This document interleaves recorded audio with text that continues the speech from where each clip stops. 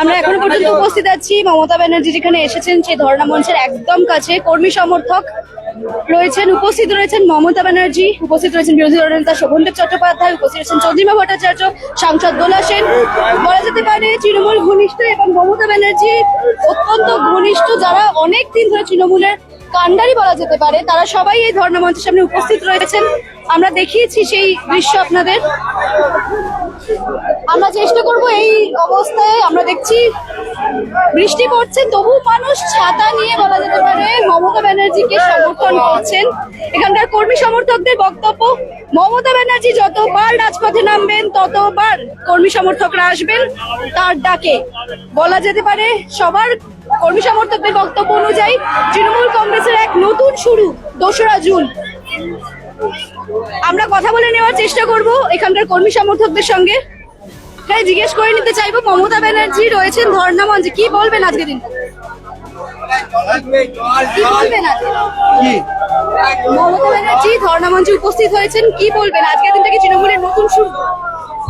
উনি যখন নামবে তখন শুরু হবে। যে ईमानदार আছে, जो ईमानदार और सच्चा है, आज वफादारी निभाने के लिए यहाँ पर आया। और जो बेईमान था, जो हम लोग का पार्टी का आदमी नहीं था, वो घर में बैठा हुआ है। আমরা দেখতে পাচ্ছি এখানে অনেকে ফ্ল্যাগ ধরে দাঁড়িয়ে আছেন অনেকক্ষণ ধরে। কি বলবেন আজকের দিনের জন্য তৃণমূলের নতুন ফেরা? তৃণমূল আসবে, অবশ্যই আসবে। যতদিনই লেলো তৃণমূল তো আসবেই, এটা একদম পারফেক্ট। মমতা ব্যানার্জি রাজপথে ডেকেছেন, তার জন্য কি আসবে? হ্যাঁ, অবশ্যই আসবে, তার জন্যই এসেছি। আসবো, মমতা ব্যানার্জি যখন ডাকবে তখনই আসবো, যা হবে হবে। আমরা তার জন্য ভয় পাই না। মমতা ব্যানার্জি যখন ডাকবে তখন আসবো, এনি টাইম 24 সার্ভিস আমরা আছি, থাকবো। হার নিয়ে কি বলবেন? তৃণমূল কংগ্রেসের হার নিয়ে কি বলবেন? পার্টি হ্যাঁ, সিম্পল হার জিত হতেই হ্যাঁ। আজকে হেরে গেছি, কালকে হেরে যাবো, এটা কোনো কথা না। আমরা জিতবো, সাহস আছে, আমরা জিতবো। আজকে নয় কালকে জিতবো, অবশ্যই জিতবো, অবশ্যই জিতবো। আমরা কথা বলছি এখানকার কর্মী সমর্থকদের সঙ্গে। আপনারা দেখতে পাচ্ছেন এখানে অনেক কর্মী সমর্থকরা অবশ্যই মিডিয়ার সঙ্গে কথা বলতে চাইছেন না, সেই বাধা পেরিয়েও আমরা দেখাচ্ছি, আপনাদের সামনে তুলে ধরছি সমস্তটা। মমতা ব্যানার্জি উপস্থিত রয়েছেন ধর্ণা মঞ্চে, উপস্থিত রয়েছেন কর্মী সমর্থকরা, উপস্থিত রয়েছেন তৃণমূল কংগ্রেসের কাণ্ডারিরা বলা যেতে পারে। এক নতুন শুরু 2রা জুন তৃণমূল কংগ্রেসের জন্য।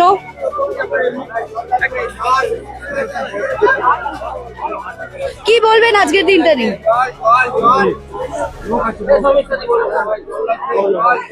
আজকের দিনটা নিয়ে কি বলবেন?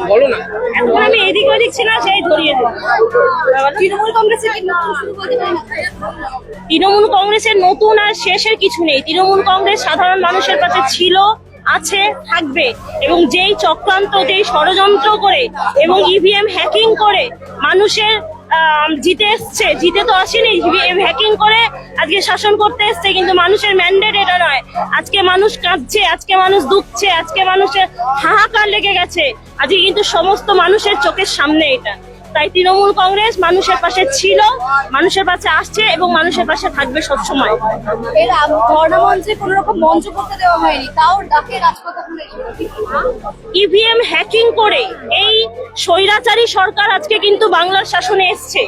তো এরা যেই জিতে এসে এবং 20 দিনের বেশি চলছে, আজকে মানুষের একটি উন্নয়নমূলক কাজ তারা করে উঠতে পারলো না, কিন্তু মানুষের পেটে তারা লাথি মারলো যেভাবে, এবং তারা সাধারণ মানুষের কণ্ঠরোধ করারই চেষ্টা করছে।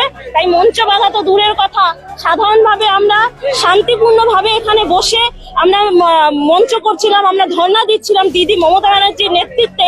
সেইখানে মিডিয়া থেকে, এই গদি মিডিয়া থেকে এই বিজেপি উর্দিধারী পুলিশ এসে আমাদের ছত্রভঙ্গ করার চেষ্টা করলো, হাহাকার করে গায়ের ওপরে গায়ে ফেলে দিয়ে একটা অরাজকতার সৃষ্টি করলো। আমরা পরাজিত নই, কিন্তু আমরা প্রহিত। শর্মিষ্ঠা দাস। আমরা শুনলাম এখানে কর্মী সমর্থকরা গদি মিডিয়া এবং পুলিশের উপরও অভিযোগ করছেন, তাদের মানে এখান থেকে বাধা দেওয়ার জন্য, এই ধর্ণা মঞ্চে মানুষের প্রতিবাদে বাধা দেওয়ার জন্য। তবু আমরা চেষ্টা করবো সমস্ত চিত্র আপনাদের সামনে তুলে ধরতে। আমরা দেখতে পাচ্ছি সব বয়স নির্বিশেষে মহিলা পুরুষ সবাই এখানে এসে উপস্থিত হয়েছেন।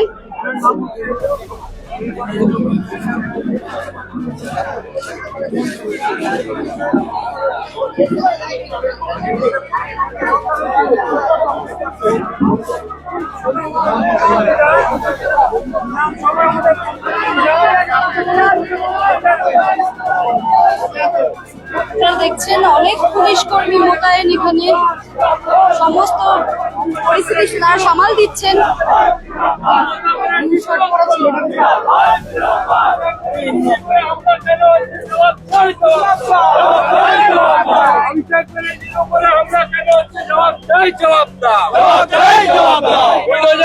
হচ্ছে কেন জবাব চাই, জবাব তৃণমূল কংগ্রেস জিন্দাবাদ, তৃণমূল কংগ্রেস জিন্দাবাদ, তৃণমূল কংগ্রেস জিন্দাবাদ, তৃণমূল কংগ্রেস জিন্দাবাদ, তৃণমূল কংগ্রেস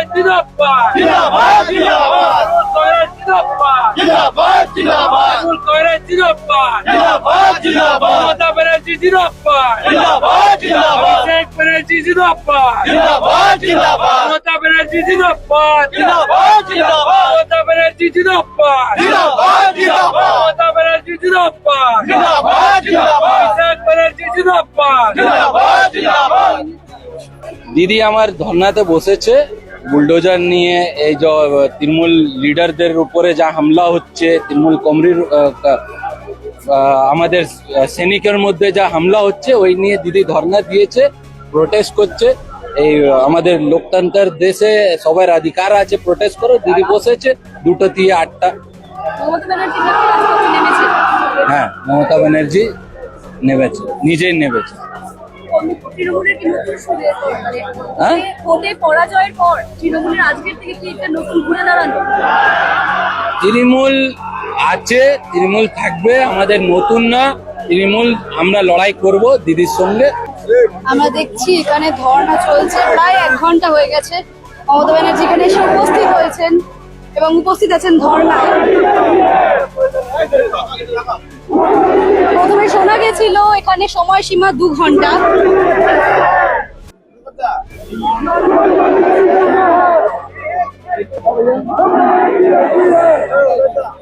তাদের একটাই বক্তব্য, মমতা ব্যানার্জি যতবার নামবেন রাজপথে ততবার নামবেন তারাও। 2রা জুন ওয়াই চ্যানেল থেকে বলা যেতে পারে একেবারে ঘুরে দাঁড়ানো তৃণমূল কংগ্রেসের। আপনারা দেখতে পাচ্ছেন মমতা ব্যানার্জি বক্তৃতা দিচ্ছেন, বার্তা দিচ্ছেন কর্মী সমর্থকদের উদ্দেশ্যে। উপস্থিত রয়েছেন মদন মিত্র, কামারহাটির বিধায়ক মদন মিত্র। তিনি দীর্ঘদিন ধরে তৃণমূল কংগ্রেসের একজন কাণ্ডারি বলা যেতে পারে। আমরা জানি যে গতকাল মমতা ব্যানার্জি বলেছিলেন আর কেউ না থাকলেও একা তিনি থাকবেন, একা তিনি লড়বেন। কিন্তু না, একা লড়তে হয়নি, তিনি পাশে পেয়েছেন অনেককেই। আমরা দেখতে পেয়েছি অনেক বিধায়ককে। তো বলা যেতে পারে তৃণমূল কংগ্রেস আবার নতুন করে ঘুরে দাঁড়ালো এবং যা কথা উঠে আসছে কর্মী সমর্থকদের কাছ থেকে, অবশ্যই আপনাদের সমস্তটা তুলে ধরলাম, সমস্ত দৃশ্য, কর্মী সমর্থকদের নিজেদের বলা কথা, তারা কি ভাবছেন, তারা কি ভেবে সবটা এগোচ্ছেন, তাদের মনের ভাব, মনের ধারণা সবটা তুলে ধরলাম আপনাদের সামনে। আমরা তুলে ধরলাম মমতা ব্যানার্জি এখানে এসে উপস্থিত রয়েছেন এবং আমরা এরপরও আরো সমস্ত আপডেট থাকবো। আপনারা অবশ্যই চোখ রাখুন হেডলাইন্স কলকাতার পর্দায়। আনন্দ আর ভালোবাসার দীপ্তিতে গড়া সমুজ্জ্বল পরমা, ঠিক তোমারই মতো। শ্যাম সুন্দর কোম্পানি জুয়েলার্স, আগরতলা, উদয়পুর, ধর্মনগর, কলকাতা।